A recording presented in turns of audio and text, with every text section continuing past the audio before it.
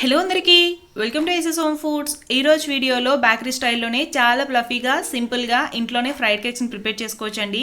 ఎప్పుడు కేక్స్ అనేవి ఒకేలా కాకుండా ఒకసారి ఇలా ట్రై చేయండి. ఈవెన్ దో కేక్స్ రాని వాళ్ళు కూడాను చాలా సింపుల్గా ఈ రెసిపీని చేసుకోవచ్చు. చాలా టేస్టీగా ఉంటాయి. అలానే ఇలా చేసుకున్న వాటిని 1 వీక్ వరకు స్టోర్ చేసుకోవచ్చండి.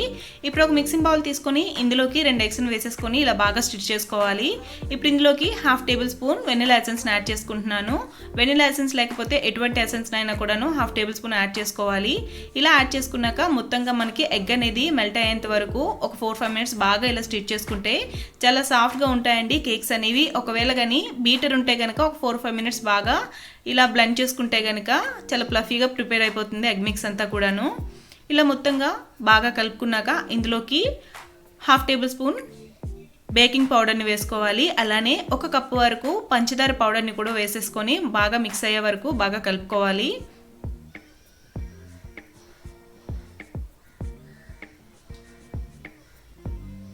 ఇలా కలుపుకున్నాక ఇందులోకి 1/2 కప్పు వరకు గోధుమ రవ్వని తీసుకుంటున్నాను. సన్నంగా ఉంటుంది కదా, ఉప్మా రవ్వ అంటారు. ఆ రవ్వని 1/2 కప్పు వరకు వేసుకొని అలానే మైదా పిండిని కొద్దిగా ఉండలు లేకుండా కలుపుకోవాలండి. మైదా పిండిని 2 కప్పుల వరకు తీసేసుకొని మొత్తంగా బాగా ఇలా కలుపుకోవాలి. ఈవెన్గా ఇంగ్రీడియంట్స్ అన్నీ బాగా మిక్స్ అయ్యేటట్టు ఇలా చేతితో కలుపుకోవాలి. ఇలా కలుపుకునేటప్పుడు చేతికి ముద్ద అనేది కాస్త అంటుతూ ఉంటుంది.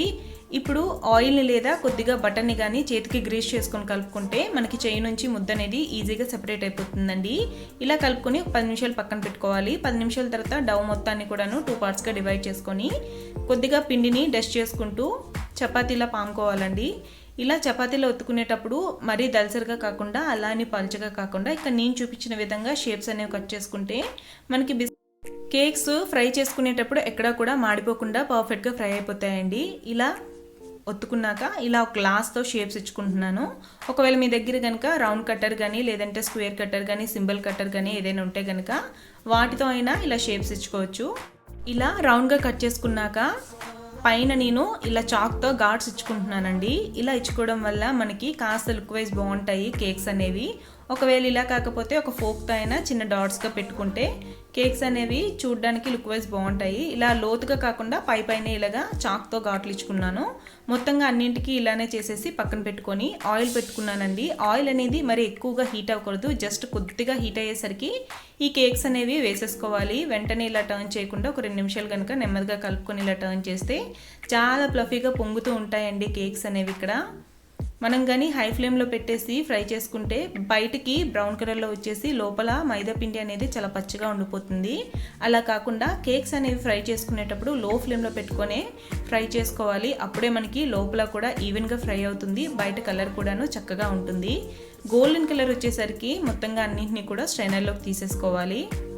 మనం షుగర్ అనేది వేస్తున్నాం కాబట్టి చాలా తొందరగా గోల్డెన్ కలర్లోకి వచ్చేస్తుందండి. అలా కాకుండా ఇక్కడ నేను చూపించిన విధంగా కొద్దిగా డార్క్ గోల్డెన్ కలర్ వచ్చేసరికి స్ట్రైనర్లోకి తీసేసుకోవాలి. చక్కగా పొంగుతూ వస్తాయండి ఇలా కనుక లో ఫ్లేమ్లో పెట్టుకొని ఫ్రై చేసుకుంటే. ఇలా ఇంతే అండి, ఎంతో టేస్టీగా ఫ్రైడ్ కేక్స్ అనేవి ఇంట్లోనే చక్కగా ఇలా ప్రిపేర్ చేసుకోవచ్చు. ఒకసారి మీరు కూడా ఇంట్లో ఇలానే ట్రై చేయండి. చాలా ఈజీగా ఉంటుంది రెసిపీ అనేది. అండ్ వీటిని మనం 1 వీక్ వరకు స్టోర్ చేసుకోవచ్చు.